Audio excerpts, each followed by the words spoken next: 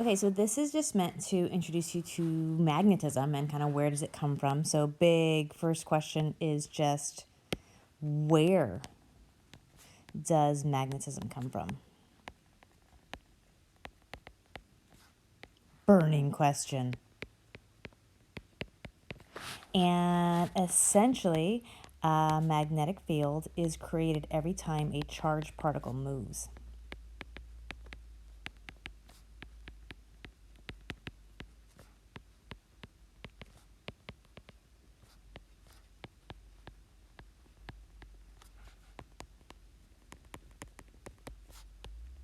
So every time you've got a charged particle moving, it has a magnetic field. And the strength of that magnetic field depends on how big of a charge it is. It depends on how quickly that charge is actually moving. But even if I have a really small charged object, like an electron, it will have its own magnetic field. And so this means that as an electron orbits,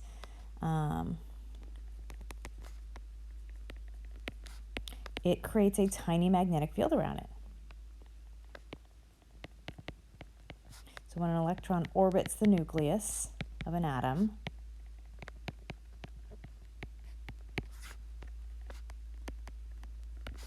it has a tiny magnetic field associated with it. Now, a proton also has a magnetic field associated with it, but a proton is not moving a whole lot within that nucleus, whereas an electron is zipping around the shells around the nucleus. So it has a stronger magnetic field associated with it, and so we notice the magnetic field due to the electron more than we do the proton. And the strength of this magnetic field is called the magnetic moment.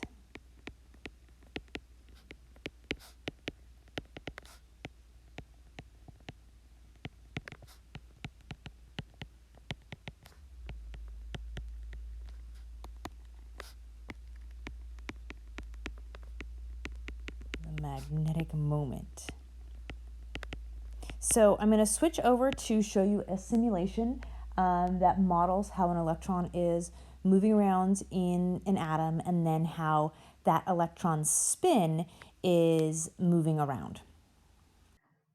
Okay, so this model is our classic model of the hydrogen atom. You've got the proton and the neutron, you've got the electron path. And this is the simplified model where we just have the electron and it's like orbiting circularly around the nucleus. But in reality, we don't really know exactly where it is. We have statistical analysis of the most probable place where the electron is going to be. But really, they're just kind of like zipping all over the place, is the actual physical reality of this.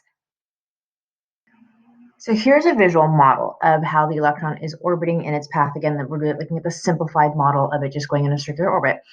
And that electron is a spin. And so in this kind of model, you see that it has a what's called a spin up. And so in that movement, it has a magnetic moment because of its movement, and it's a spin up magnetic moment. So electrons each have their own spin and they have their own magnetic moment. And when two electrons are paired, when two electrons are paired, they're always paired opposite spins.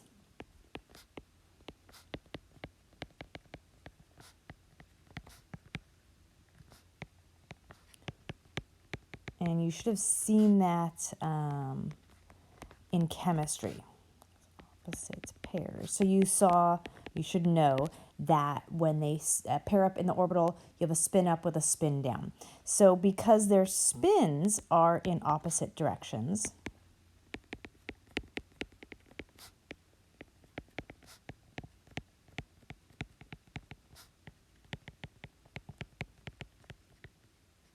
their magnetic moments are in opposite directions.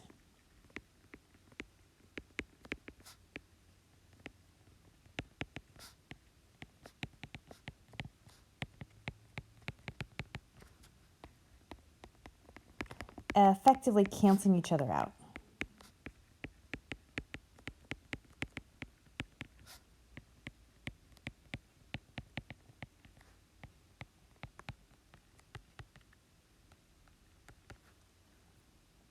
So the magnetic field strength of atoms that have paired electrons is 0 because they cancel it out.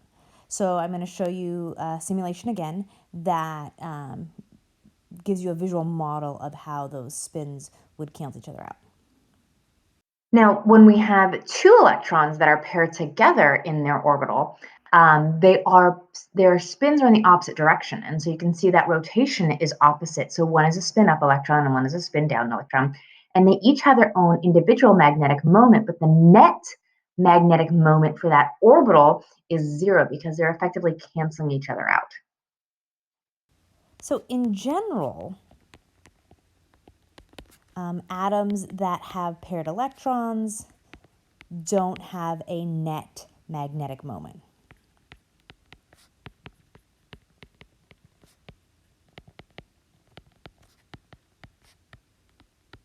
So do not have a magnetic field associated with them.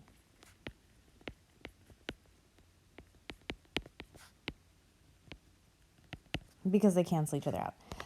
You have some materials where there are unpaired electrons. So some materials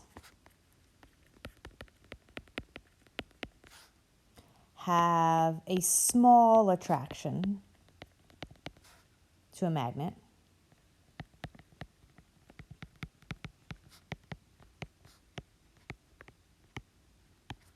Because there are some unpaired electrons. Let's get my grammar right.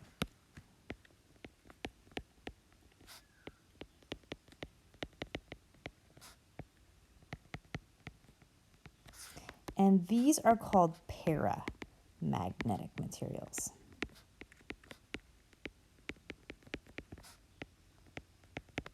So there is a very, very slight attraction to a magnet. These are going to be like aluminum, platinum, manganese. But again, it's a very, very slight attraction. Like you really want to see this on the atomic level. We don't notice it in everyday life. And then some materials have a strong attraction.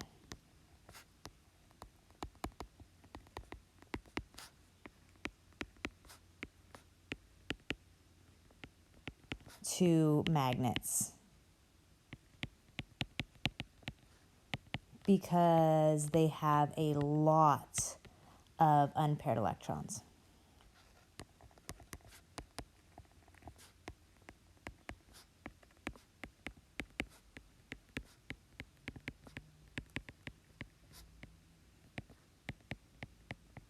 And these are called ferromagnetic materials.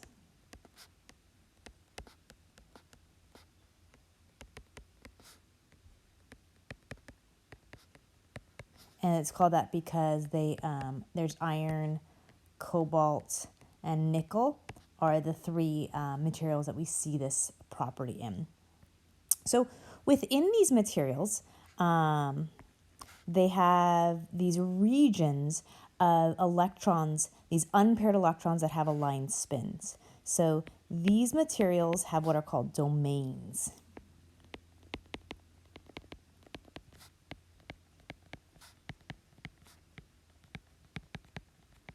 And what those are regions of unpaired electrons whose spins are all in the same direction.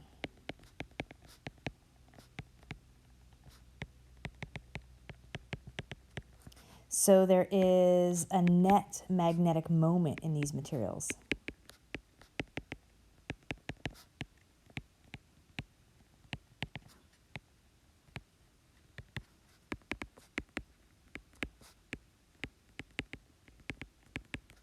And because of this, you can create a permanent magnet with these materials.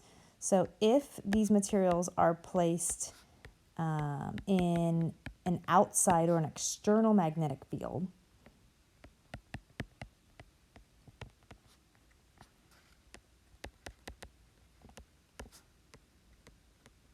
then you can get all the domains to line up in one direction.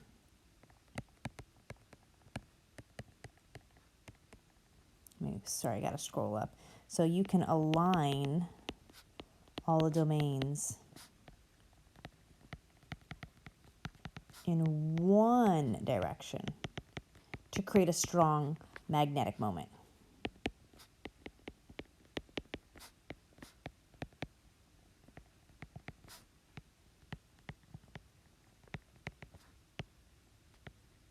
And this is essentially what all the magnets that you've ever interacted with are. They are some kind of material that has iron, cobalt, or nickel embedded inside them, made up of them, and they've been placed in a magnetic field. And so all those domains are lined up, and you have a net direction, a net kind of field direction for that magnetic moment. And so I'm going to show you another visual of that in a simulation. Okay, so this demo is meant to kind of help you visualize these ferromagnetic materials. So here on the left is an example of some type of material. It's got either iron, cobalt, or nickel in it. And these kind of regions here that have like their arrows are meant to describe domains. And so domains are these regions in the material. We have a bunch of the atoms have unpaired electrons, and all their unpaired electrons they have their spin in the same direction. And so naturally in a ferromagnetic material, you have these regions called domains, but overall the domains are kind of going in random directions, and so there's no net magnetic field associated with this. But if you bring a bar magnet closer, so an external magnetic field, closer to your ferromagnetic material, you have the ability to influence those domains to point in the same direction. And so I can bring my bar magnet closer, and as I bring my bar magnet closer, you can see those domains become influenced, and they start to line up with the magnetic field associated with my bar magnet. And you have to bring it pretty close. So notice the domains here on this side don't necessarily align with this bar magnet's magnetic field. But I could reset it, and essentially, even though I reset it, they're going to line back up again. Okay, so as long as you've lined them up, now you can move your bar magnet away, and you've created a magnet, because now this has a magnetic field in a particular direction. And so you can actually do this with, if you have a magnet at home, you can take like a paper clip or any other type of material that has some type of iron in it, so any kind of steel.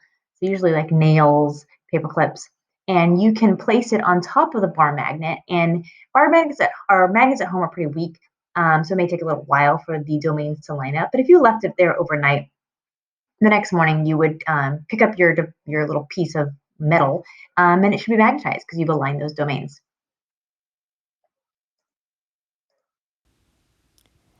So magnets are described as having both a north and a south pole.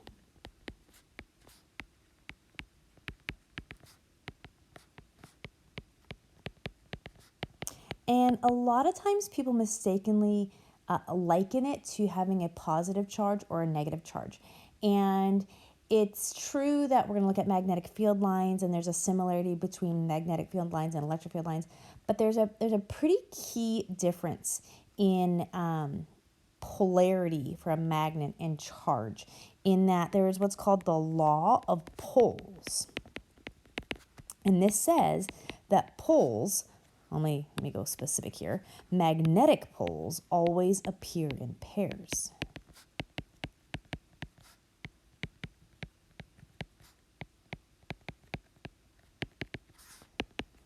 And this is innately due to where magnetism comes from. So all magnets arise from, all magnetic moments arise from the movement of electrons.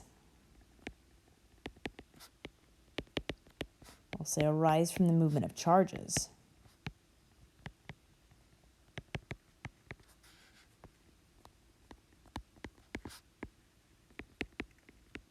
So every electron has associated with it a north and a south pole.